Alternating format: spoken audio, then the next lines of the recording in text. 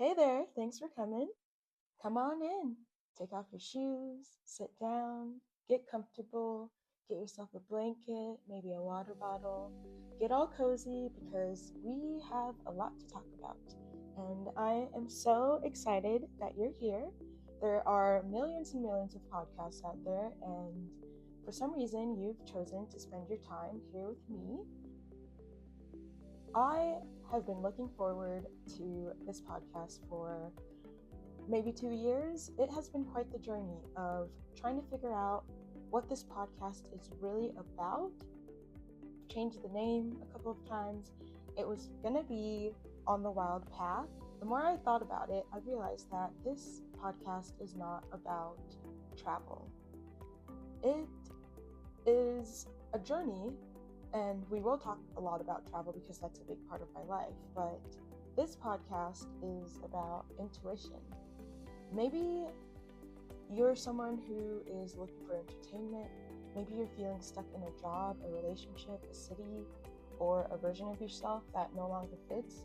Or maybe you're standing at a crossroads wondering if you're meant for something more, but you're not quite sure what that looks like yet. Or you're a digital nomad, a solo traveler. Maybe you're somebody that I even met on my solo travels. An adventurer, or someone who spends their lunch breaks watching travel videos, dreaming about buying a one-way ticket or a converted van. Or maybe you've always felt a little different, like you were meant to live life outside the traditional script. You could be someone who's done everything right and still feels unfulfilled, like how I felt in some of the jobs that I've had in the past. Maybe I met you in one of those jobs and you've followed some of my life and you're wondering, what's it like to rebuild after a setback, after a heartbreak, a layoff, a major life change, or a season that forced you to question everything you thought you wanted? Or you could be someone just interested in personal growth, intuition, manifestation, psychology, spirituality, all those buzzwords that I love. Or simply, you want to understand yourself on a deeper level. If you're here because you're searching for permission to take a leap, to change a direction, to reinvent yourself, to trust your instincts, or pursue a life that feels more authentic to who you really are, and if any of that resonates with you at all, then you are in the right place, my friend. This podcast is for dreamers and seekers and travelers and late bloomers and people in transitions, and the people who are brave enough to ask themselves, what if there's another way to live? And together, we're going to explore that question. But before we begin, I should warn you, this story is not linear, and I have ADHD. I'm a big ADHD girly. We might bounce between decisions that don't make sense, especially at the time, and we'll move between the present, the past, and the future, tracing moments that brought me here while also exploring the life I'm actively creating and manifesting. Some of the chapters have already happened, some are still unfolding, and some exist only as a vision of what I see next for myself. And I should probably also tell you, this podcast isn't really about travel, like I've said. Even though travel is a huge part of my life, travel just happens to be the backdrop. What this podcast is really about is learning to trust yourself, to harness your intuition, and to intentionally create a life that feels aligned to who you are. And no, I'm not talking about wishful thinking or sitting around waiting for the universe to do the work for you. I know that manifesting is such a controversial word. I don't know if it's controversial, but perhaps it's gotten a bad rep lately. We're going to dive into not just how to create that life, but steps that I've taken, and we're going to dive into the science behind intuition, the psychology of decision making, how our beliefs shape our reality, and what it actually takes to build a life that feels meaningful. We'll also talk about the human experience and why we do what we do and why we stay stuck, why we ignore our inner voice, and what happens when we finally start listening to it. Think of me as your guide, not just around the world, but inward as well. Because wow, has this been a journey. And I want to tell you the whole story, the unfiltered version, the wins, the mistakes, the detours, the moments that made absolutely no freaking sense, and the moments that changed everything for me. If you've been following my story online, you know I've grown, I've changed, I've burned things down to the ground, I've burned relationships down to the ground, and I've rebuilt my life more than once, my careers, my plans, and sometimes even my sense of who I thought I was. But you don't see online are the in between moments, this uncertainty, the loneliness, the setbacks, the doubts, and the quiet moments where I had no idea what the hell I was going to do.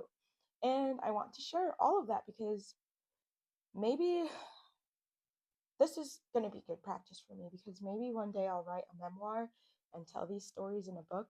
But for now, I'll share them here with you, honestly, vulnerably, and with an open heart.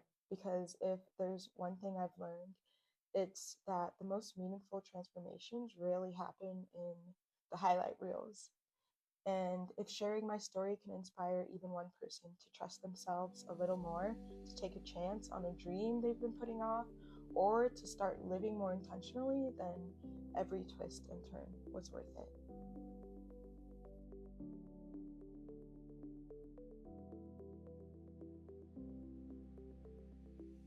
Hello, hello, welcome to the very first episode. It's called The Art of Going Anyway, like when life doesn't go as planned, but you go anyway. First, I want to talk about the structure of this podcast. I don't really know what I'm doing, but we're going to wing it and we're going to figure it out.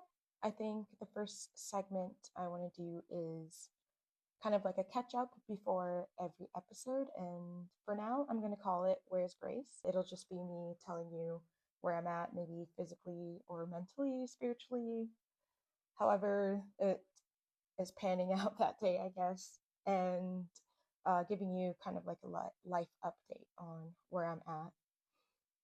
So, where is Grace? I am currently sitting on my bed in my $9 a night hostel with amazing views of a waterfall.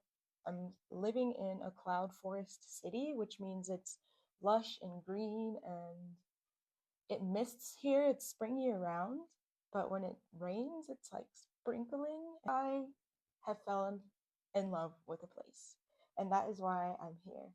And I can't wait to tell you all about it, because this place is not only so beautiful, so breathtaking, the people are so kind, but it is also affordable. And get this, their currency is USD. When I heard that, I couldn't believe it, because I thought there would be some kind of trick or some kind of, I don't know, like it was too good to be true. But every time I've been here and every day that I've woken up, I want to literally pinch myself, because it feels like I manifested this. Like everything that I wrote down that I wanted, because I love to write down my dreams and things that I'm trying to call into my reality, and I am convinced that it works. Sitting here looking out the window at this view, I have my laptop. I did some homework today. I'm in an online master's class, and that has been the biggest reason why I've been able to travel. I have other income streams, and I did try to save a bit. I did some odd jobs like warehousing. I even worked at a five-star resort for a little bit before I got fired. That's a long story. If you follow me online, you know I've been posting clues and story times and little breadcrumbs, trying to make you guess where in the world it is that I am, where I've moved to. And some of you have been surprisingly really good detectives. I recently left the United States and I moved to a new country that I fell in love with after visiting, I think it was 15, maybe 16 countries in the past year. So since June 24th was the first time not the first time I left the US, but I had only gone to Europe during college, like Portugal and Spain. And then last June, the first place I ever went to was I flew to Japan with a layover in Hawaii, and then Southeast Asia twice, and then South America. Out of 16 countries, I fell in love with this country. And don't worry, I'm going to tell you exactly where I moved, how I ended up here later in the episode. But first, I think it's important to tell you the story of how we got here because the destination makes a whole lot more sense when you understand the journey. As far as mentally and physically, I have been feeling pretty good. I'm trying to do more active things while I'm here. I'm trying to conquer a lot of more of my fears because it's also an adventure capital and it's pretty affordable to do a lot of things like canyoning, and there's waterfalls all over the place. I'd love to learn how to swim. That has stopped me from doing any and all water activities other than being on a boat. I know, um, I think I'm perceived as a pretty fearless person, so it's kind of funny to find out that, yeah, this bitch can't swim. And it's not a lack of trying, okay? I hyperventilate. My lungs like feel like they're like filling up. I don't know. Maybe I have trauma because one year I was thrown into the pool at a CWS party where I thought I was going to drown. I'm pretty sure someone had to give me the Heimlich or something because I passed out and somebody threw me in the deep end. But alas, that is not an excuse because I am 31 now, especially as someone who travels so much. I'm missing out on an entire life, an entire side of activities. I want to be the person that's like, yeah, let's scuba dive. I also have a fear of animals. And it started with dogs in Egypt, where we grew up. They would literally chase us down, like on the way to school with our little uniforms, my little legs. I think I was in like first grade, maybe kindergarten actually. And my poor brother George, I watched him get smacked by a car trying to run away from these dogs. It's not funny. But damn, those dogs were like hyenas. I literally, when I watched Lion King for the first time in America, I was like, those are the Egypt dogs. Because that's how they acted and that's how they felt to me because they were wild. Maybe some of them had rabies or something. But anyway, no, I think they're just like that there. And there are a lot of cats, by the way. That's not a stereotype. And the cats are pretty worshipped there. I mean, the cats are pets and the dogs are not. Maybe that's why there's such an influx of dogs. They're not necessarily taking them in like Americans and treating them better than humans. uh, Only some people I know.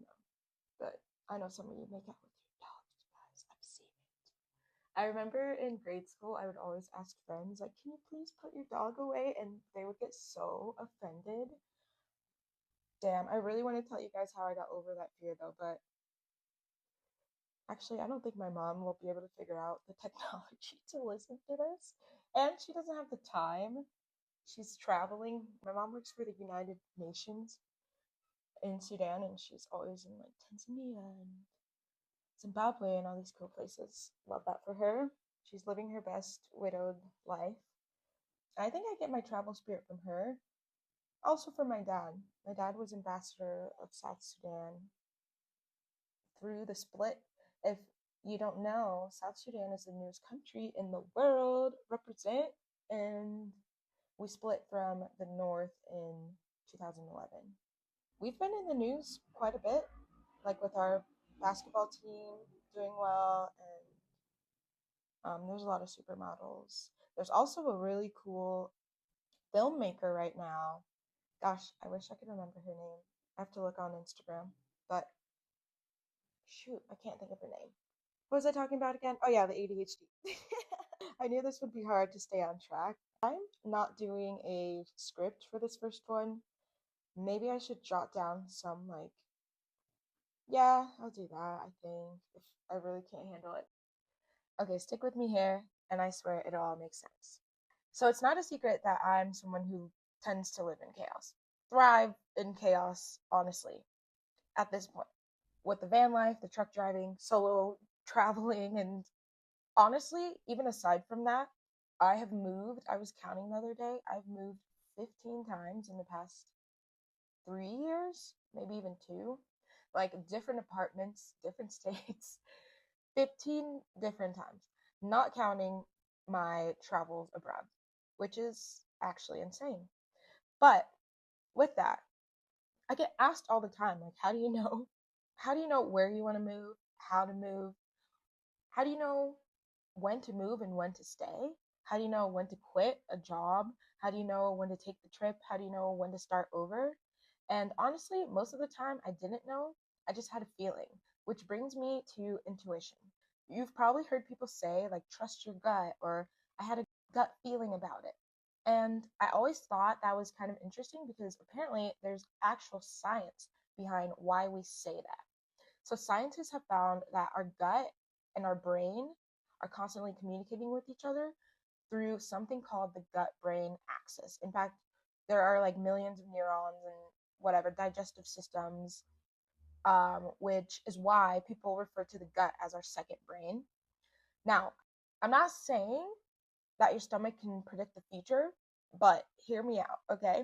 Our bodies are taking in information all the time, often before our conscious mind even catches up. My favorite neuroscientist, Dr. Tara Swart, she has done extensive work in intuition and other kind of woo-woo things, but I love that how she combines the science and the neuroscience with some of these more woo-woo subjects or topics. One of the things she talks about is how intuition, it's not magic, it's your brain processing information below the level of your conscious awareness. What does that mean? Basically, your brain is picking up on patterns that you don't even realize you're noticing. And when I heard that, it made so much sense. Because think about it, an athlete, when they're in the middle of a game, they're not consciously calculating every moment. They have years of practice and mistakes and repetitions and wins and losses and experience that has been stored somewhere in the background. And most of the time that shows up as muscle memory. They just know what to do. They don't have to really think too hard about it. Same for a violinist or a pianoist. Are these even words? I don't know. But you know what I mean. Same thing with a violinist or a pianist. Is that a word? Okay, we'll figure that out. But people who play instruments, they don't have to think about it. Once they're handed that instrument, it's kind of like a flow state that they just go into. So every place you've lived, every relationship you've had, every heartbreak, every risk you've taken, the lessons you've learned, all of that is data and information for our intuition. Now, where is it? Duh, it's in your gut, because that's why they call it the gut instinct. Isn't that so mind blowing? When I heard that, I was like, wow, that makes so much sense. Because when they say I'm making my decision from my gut instincts, your gut already has all the information you need, and your brain has been collecting the data the entire time, but also your body has been collecting the data this entire time. Whether you realize it or not, you've been training your intuition through experiences. And that's why I think the older we get, the less intuition feels like some mystical superpower and more like wisdom. It's all of your experiences talking to each other at once when you're making that decision. And that's why I tend to make decisions kind of like a coin flip, not because I'm flipping the coin and I don't know which one of the two I want, but because when that coin is up in the air and your mind, your heart is swaying one way or the other, that's when you know. And I love that moment of like, okay, this is what I'm most excited about. And I often chase excitement. I think that's why my life looks so chaotic, because I know the more exciting thing is the thing that my heart truly wants. At least for me, it works that way. For you, it could be the more stable thing, the more comforting thing.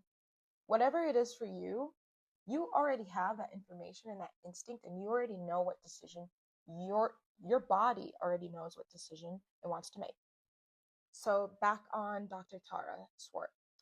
I forgot to mention she teaches at MIT.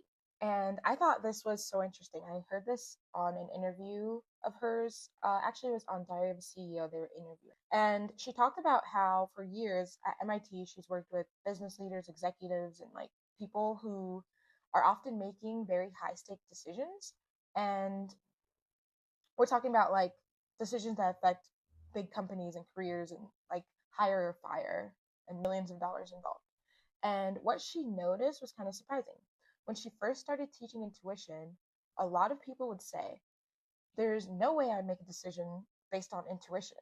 I'm going to use logic, spreadsheets, data, analysis, whatever it is. Then the older, more experienced people in the room would often jump in and say, actually, that's exactly how I make those decisions. Not because they were ignoring the facts, but because after 20 or 30 years of experience, they've seen thousands of patterns that can't always be captured on spreadsheets. They've hired people, they've fired people, trusted people, been burned by people, and succeeded and failed and learned lessons the hard way. Things like that can't be found on spreadsheets and data. At some point, their intuition becomes another form of data. And it's not magical data, it's experience data, it's lived experience, and it's pattern recognition. When you're young, we're often seeking more information before making a decision. Like, I often thought, I need to do more research. I need to get a few more opinions. I need to be more certain.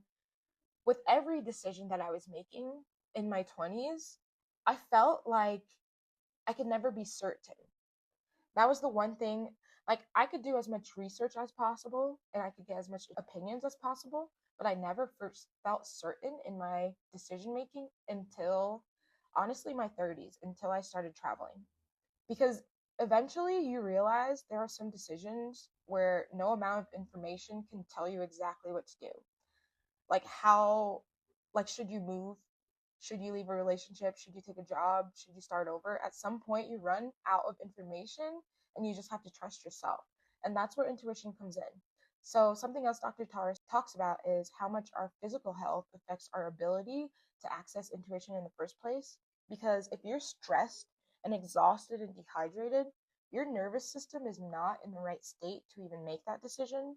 And especially when we're chronically stressed, our brains become more focused on survival than possibility. That's what they call the fight or flight. And I definitely felt in that state, if not the entire time, at least for a very long time during van life. Not having that stability makes it very hard to make good decisions. But here's what I've learned since then: that stability comes from within you. I thought stability was a stable home, a stable job, stable friend group, you know. I thought routine and all of those things, that's how to have stability, and that was the only way to have stability. Until I started traveling, I realized the stability is within me from all of these experiences that I've had, because I know no matter what, I'm going to be okay. No matter what, I've gotten through hard things. I've pushed through. I've lost my passport in a country. I've gotten stranded in the desert without gas. What else? I've gotten bitten by a dog in Bali. Man, I've experienced racism in other countries. I've experienced not knowing a single language, a single person in a country, not knowing a single word in their language, which I don't recommend. From those experiences, I have learned to trust my gut and trust my intuition, but it started here. It started with hearing the science behind it that told me that it was okay to. Like, hearing about how the gut already knows made me trust my gut more. And that's what I hope also for you, because here's another thing: there's no way to make the wrong decision. Every decision you make takes you on the track that you're on. So, how could it be a wrong decision if this is where you ended up? Does that make sense? So, when you are stuck in a fork in the road and you're trying to decide between one thing and another, like, should I quit this job and pursue, let's say, content creation? When you're trying to make a decision like that, not only is there a way, a physical thing you can do, by the way, that Dr. Tara teaches, and I'm going to teach you next, there are ways to tap in and harness that intuition so that you feel and you move through the world with more confidence and more reassurance in yourself on the day to day, so that you're not even thinking so hard on it. I don't really contemplate. I don't sit there and contemplate because I feel like I already know what I want, because I've been chasing that for 3 years now. I've gained so much evidence that it's worth it. And that's why I keep doing it. Because I've realized on the other side of fear is usually abundance. And on the other side of change is alignment. The reason why there needs to be a change is because you're misaligned. So like when these hard things come up, like when you're fearful, I have tried to rewire my brain to get excited for them. When I feel scared about something, I'm like, oh, so this must be some lesson is coming next. And I get excited because there's usually a reward on the other side of fear. I swear it to you. Try it sometime and see. Because being stuck, I feel, is the worst case scenario. It's not, what if I take this leap and the other side of it, you've already seen this side of it. You already know this side of it sucks. Why wouldn't you take the leap? And often people are scared that, oh, if it's already this bad, it can get worse. And that is the fear talking. It doesn't want a change because it's already learned to be comfortable with that. It wants to stay. So what's on the other side of change? Alignment. And I say that with so much confidence because I have done it time and time again. Every time I've changed houses, I've changed wardrobe, I've changed my career, I've changed who I am, I have felt more aligned. I feel like disrupting who you are, like disrupting that life, is what's needed. Once I realized that I was struggling because I wasn't trusting my intuition, things really changed for me. Sometimes we're struggling because we've gotten really good at just ignoring it. Think about how many times you've known something before you could explain it. Like, you knew your relationship wasn't right before it ended, and you knew you were outgrowing a job or a friend group or a bar, whatever it is, before you quit, before the friendship failed, or before the friendship faded, or you knew that you needed a change before you could even put it into words. I felt that way when I felt stuck in my nurse recruiting job in 2021, maybe. And although I knew it was such a dream job, it was a job that I was so proud to have. I was so proud of myself for getting that job. Not only that, but also being good at it. This was my first ever sales job. I felt a sense of pride in telling people I was a nurse recruiter and telling my mom and my dad that I was doing so well at this job. A really good job, like maybe some people's dream jobs. Nurse recruiting, if you don't know, you staff travel nurses all over the US and you get commission plus base salary. Base salary was like 50 to 55K, and then you have potential to make thousands. Thousands? No, you have potential to make 6 digits. And I made almost 100K my first year. My ex made 230 plus, and our top recruiter made like 400 something. People would consider that a great career, and so I think they're always going to need nurses. I don't know about travel nurses, but you could always work in recruiting too, and it's also great skills that you're learning that you can apply to anything, especially if you want to be an entrepreneur. Because you're running your own desk of nurses. Like, I remember at one time I had 16 maybe, but some people would have like, oh, there was this lady that was maybe in her 70s or something. That was a freaking boss. She had 80 on her desk. And I remember hearing that her grandchildren and stuff would help like with the nurses, but she just had a pipeline that kept going. Good for her. I wonder if she's still working there. But anyway, so after that terrible week and all of that, I think I had been sabotaging a bit because the job was so stressful. And by the time they had fired me, I was like, oh, okay. But a part of me still wanted to prove that I could have the career. I could be the corporate girl. And also, I felt a bit like a failure for not using my degree that I did get, because I got a psychology degree from Nebraska Lincoln in psychology, my undergrad at least. And at the time, yeah, social work was not paying. I don't think it's ever paying. I think I went from making 26K to 90K that first year.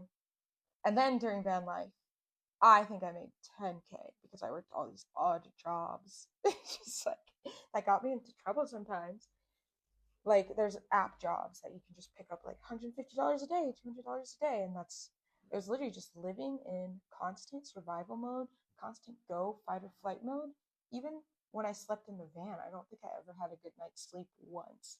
But I don't know how I did that for 8 months, and I only got a hotel room 3 times because $100 for a hotel was 4 hours of driving in the van, and gas was expensive at that time.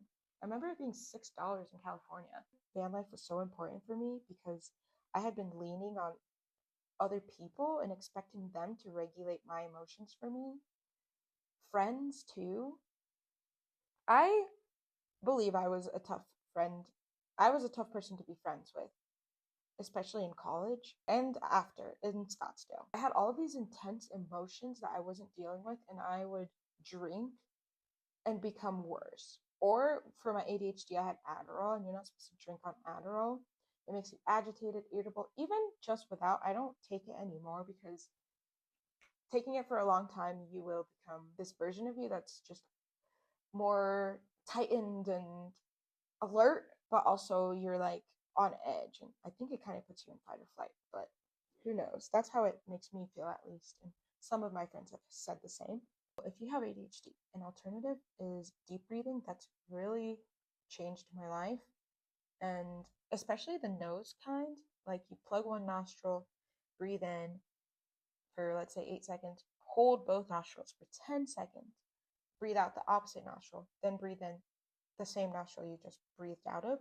It recalibrates your nervous system so good. It's so good. Just try it. Just try it. I don't know how long you need to do it for, but at least 5 minutes. My first time was in a yoga thing. Boy, did it.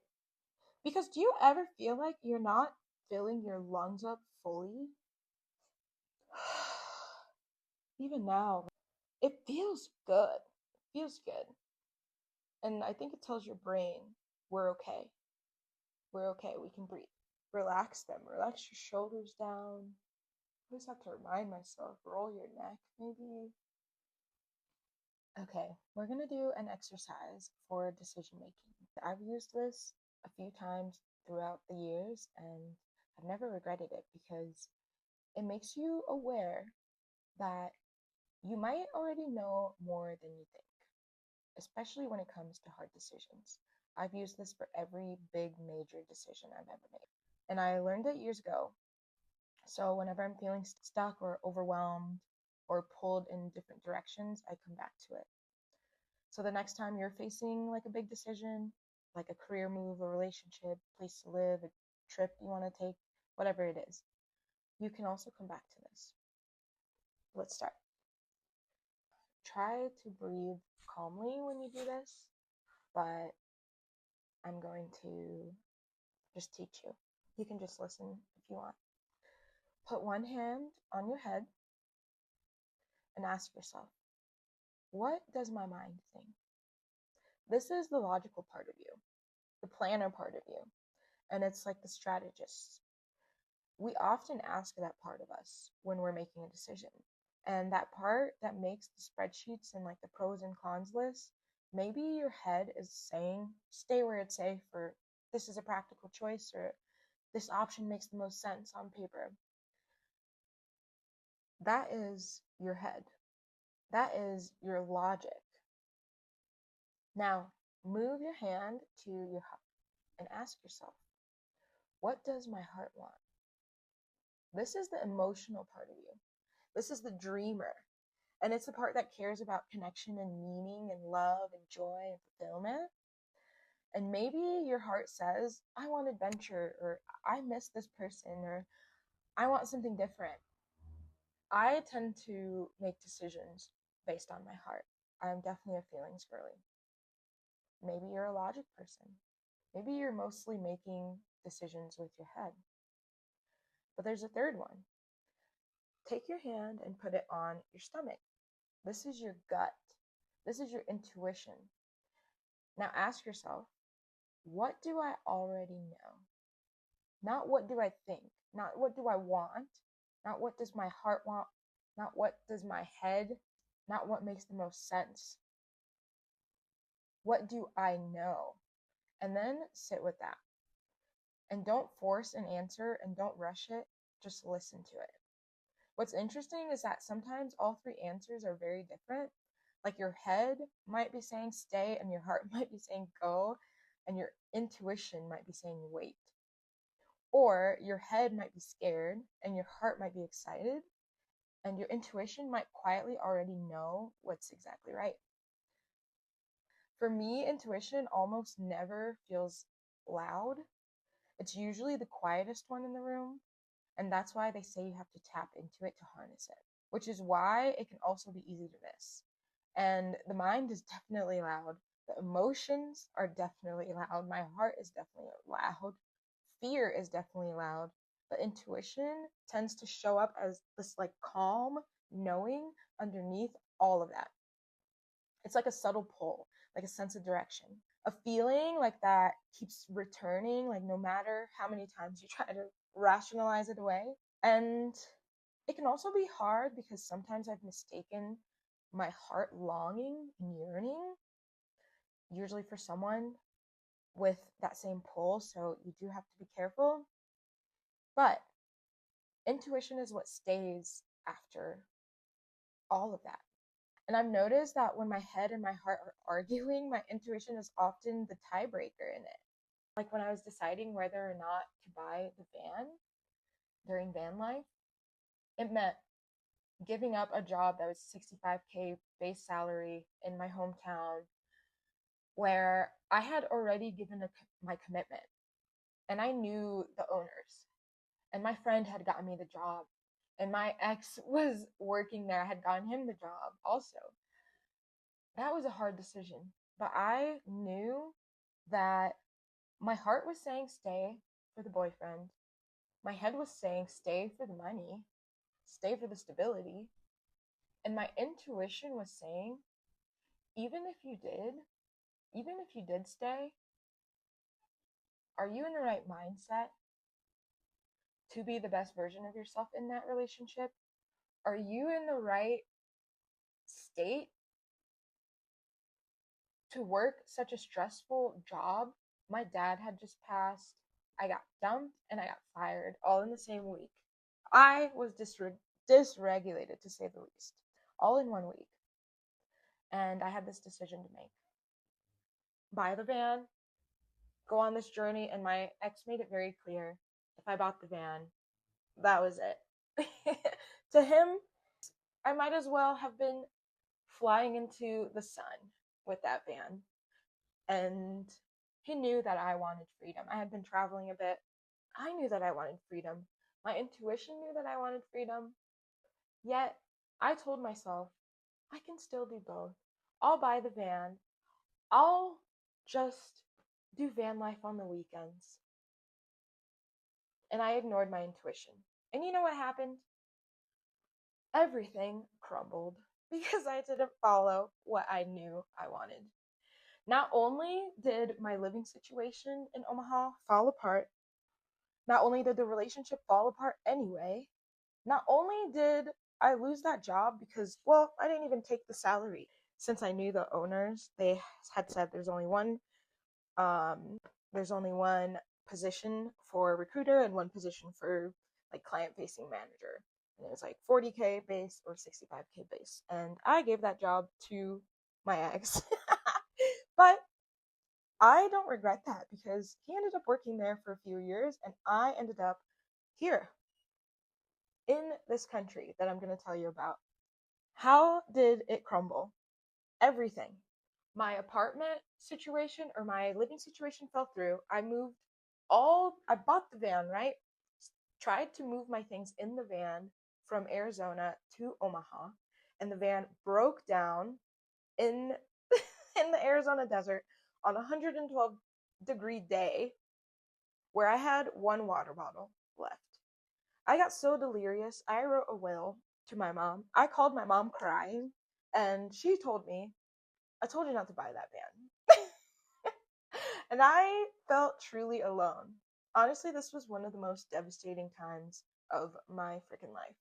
This 3 days of just brutal, scorching sun, sitting in a metal heated box that had overheated. The transmission had blown out. If you know Arizona, this was on the Beeline Highway, which It's notorious for killing cars. It's a graveyard, okay? Because especially in that it's so steep, and especially in heat like that, and the gravel, I think it's just a combination of bad things. And it's just a windy, windy road. And that's where my transmission decided to blow out. And guess what? I towed my car after 3 days. Oh, the reason why I had to wait 3 days in this desert. Literally, I like got out of the car and I'm just looking around and I'm like, wow, there's nothing. I ended up having to tow it 100 miles to the nearest town. That's how in the middle of freaking nowhere I was. I had gotten AAA, but I think I had gotten the cheaper version. You have to wait 3 days to use the 100 miles or more thing. It was a mess. Basically, if I wanted to tow my van 100 miles, I would have to pay out of pocket after 5 freaking miles. Ugh, I don't know. I felt gypped because I ended up having to pay twice or something.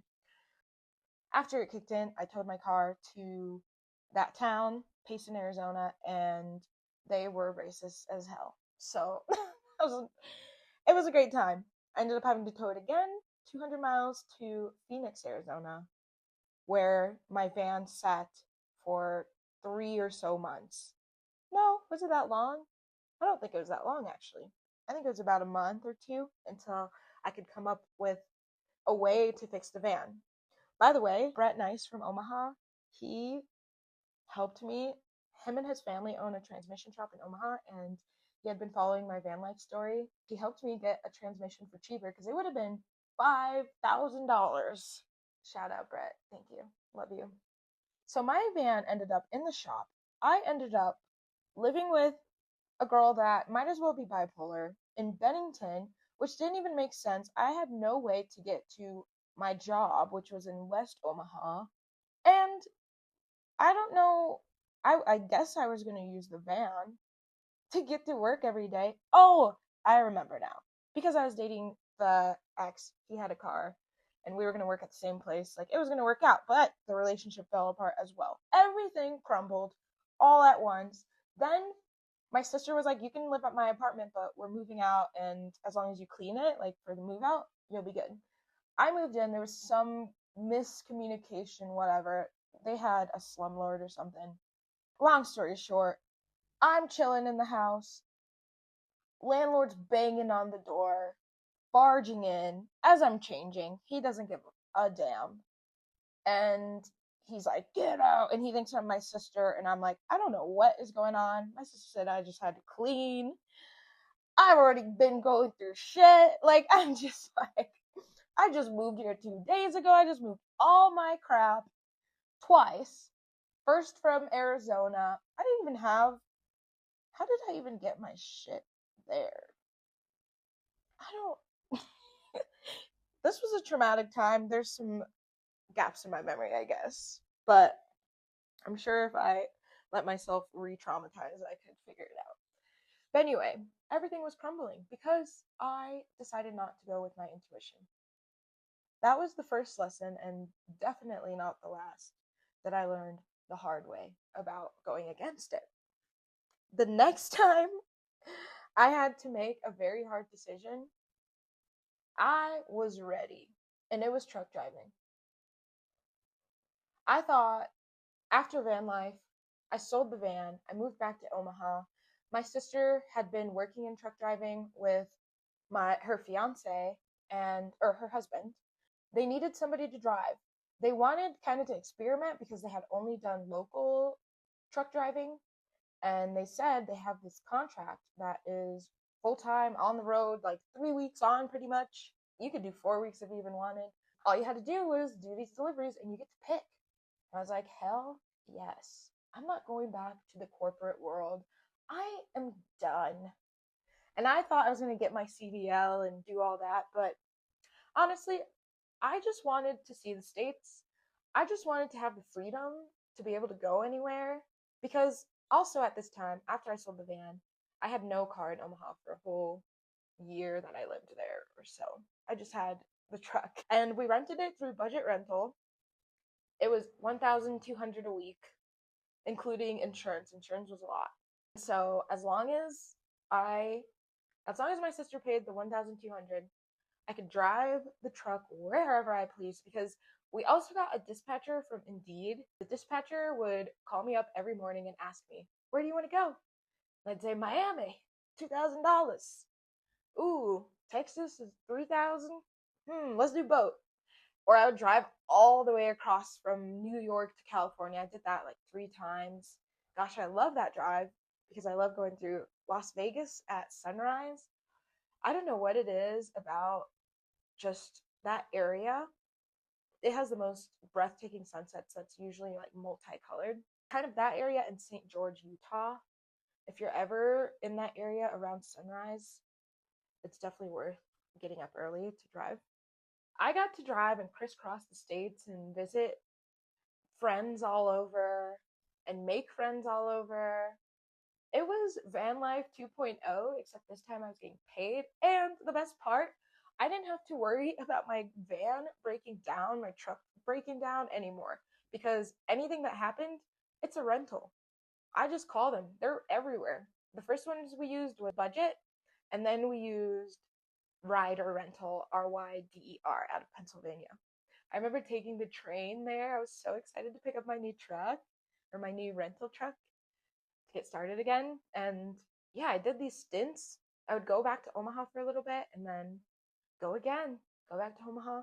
Any time that I could pass through, that's why I loved going clear across the country because I could pass through Omaha and sleep in my own bed for a night.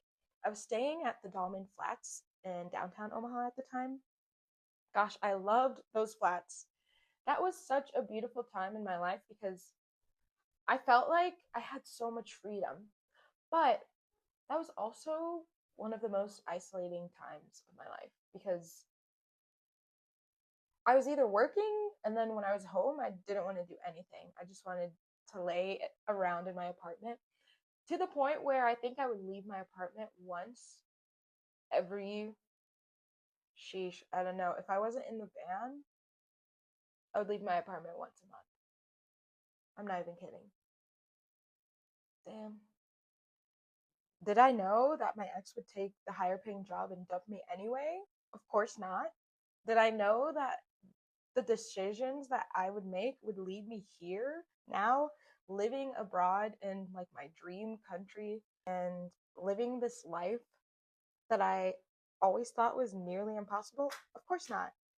But my body and my heart and my intuition in my head, every cell in my body was telling me that I needed to change. Not only me, I physically needed to change, something needed to change in my settings, but also I needed to change because the path that I was going on was making me miserable. I was drinking all the time in Scottsdale. I was working the nurse recruiting job, making quite a bit of money for the first time in my life, and I kind of went crazy with it.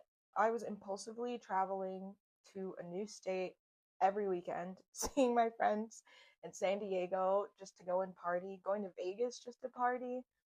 I remember dropping $500 going to Vegas while I was supposed to be working. There's a lot of things that led to my firing of that job, but this is a prominent one. I remember going to Vegas while I was supposed to be working because it was a remote job, and as long as you had your desk up and all that, and I was kind of getting cocky at this point because I was like, yeah, I just racked all these nurses, and I had a few high paying nurse jobs, and it's commission based, so you're getting paid weekly, like a portion of like their salary or whatever. I forget how it works. Maybe I'm wrong. Or maybe that's classified information.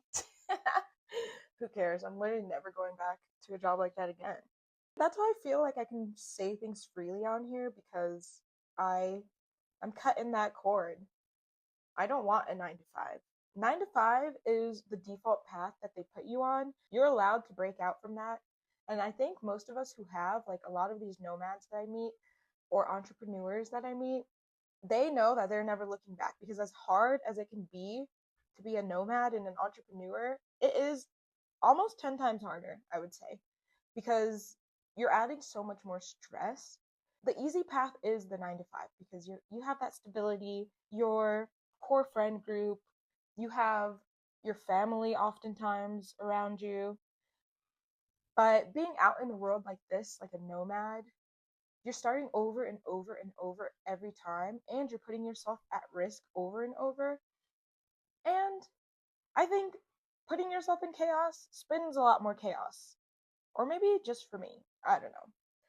But it also spins a lot of abundance when you do it right. That default path of school, college, 9 to 5, marriage, mortgage, retirement, I decided that was not for me, and I have not looked back. Actually, I've been pretending my friend's mom the other day, she was asking me about the country I'm in, and I told her, oh, I hope she goes to the resort with her mom. Oh, I told her I want to retire in this country because, guys, I love this country so much that I want to retire here. I can see myself raising my kids here. She said, you're too young to be thinking about retirement. I said, I've been pretending that I'm retired for the past 2 years. What are you talking about? Because I really have. I decided that retirement was a mindset, just like manifesting things. You know how they tell you live in that energy? I was like, okay, I'm gonna live in a retirement energy. And I have. It works for me because I am far less stressed than I was 2 years ago. I've minimized a lot of my stress to just like probably the travel days. But it probably doesn't look like that. It probably looks very stressful, like I'm constantly moving, so it's stressful, but honestly, I think that's just ingrained in me, and that's always what I've done. And I'm not just talking about with all the travel and the van life and all that. I grew up in chaos. I feel like Bane, like in The Dark Knight Rises, when he comes out of the pit. I was born in the darkness. But honestly, I was born in chaos. I was born in war. My family was fleeing for asylum. My mother's church was burnt down, or our house, because my dad's political ties. And then we fled to Egypt.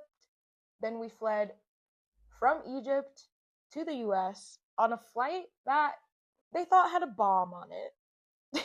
This is a long story. And yeah, even coming to America was chaos. And there was snow. We saw snow for the first time. I think I've told this story on my Instagram a couple of times. We didn't know what the snow was. I think my mom thought it was head lice. I thought it was like paper mache. That's the only thing I had seen. Like I thought it was like little bits of paper. Like in a parade when they throw paper. And I thought we were getting celebrated. I thought, welcome to America. Here is your confetti. And I was so overjoyed. You know what's not funny? We didn't know, I'm not laughing anymore, that the reason why everyone was so uptight and the reason why all the men in my family were randomly selected to be patted down and interrogated for hours. I think it was like 21 hours total of either interrogations or 21 hours of us being grounded total for the plane and stuff because they questioned everybody. They thought there was a bomb in the toilet. There's a news article about this actually. I think we came about a week and a half after 9/11 in 2001. So, yeah. The unfunny thing that I was talking about is that my family didn't even know what 9/11 was until about the next year when all the anniversary things happened. Because we didn't know English. And if my parents knew what happened, maybe they just didn't tell us. Yeah, maybe. I'm gonna have to ask my mom that. I think there was some issues with our passports too because my dad had been saving up. He brought 6, 7, 9 total people to the US. That's a lot of money. That's a lot of paperwork. That is, everybody had to get approved first. We were going to go to Canada, but then it got too complicated or it was harder for some reason at that time. I don't know. Canada rejected us. Now I have a Canadian temporary resident permit, which I got through a loophole, y'all. And it's been lit. because I love Canada and it's beautiful. It feels like these past 5 years are just, it feels like 1 year to me, one long year of so much chaos that it's unbelievable, actually. And sometimes I'm like, this is my life, and how did I get here? It was honestly, it was the intuition. I keep coming back to it because once I realized that, I I want everyone to have that. We are able to tap into that. And how did I get here? It was a series of intuitive decisions that I made based on what I feel would make me happy. Van life was the first time that I started to trust my intuition and my decisions, and I have never looked back. And I hope once you understand your own intuition, that you can intentionally manifest, create, build whatever life you want. And that's how it should be. That's what this life is about. We're not here to suffer. I think we're here to experience. Don't you? Thank you so much for listening to my podcast. If you made it this far, I love you times 10.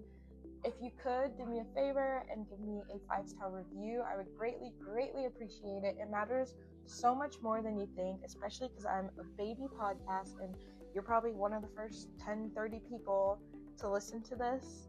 I hope to make this a consistent, thriving, fun, learning environment, safe environment, happy environment.